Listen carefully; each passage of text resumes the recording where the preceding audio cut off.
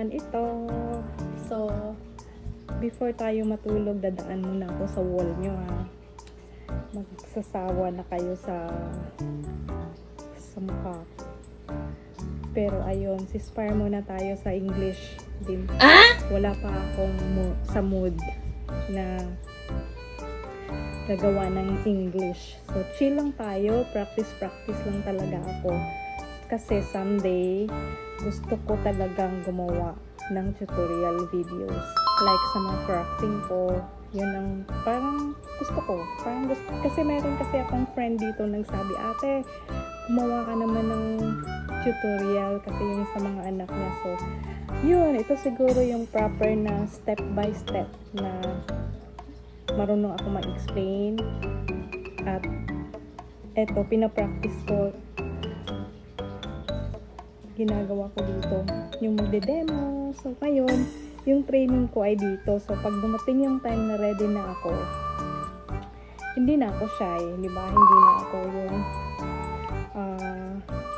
mag-freeze sa camera. And for those na ayaw manood, please skip lang po. Skip na lang. And walang pilitan, walang samaan ng loob. Pero syempre, dahil sa dami ng filter sa social media ngayon, so I'm pretty compared sa personal, di ba? Dapat pero totoo minsan mas confident ka kasi magsalita pag maganda ka. Maganda yung face mo sa video mo, sarili.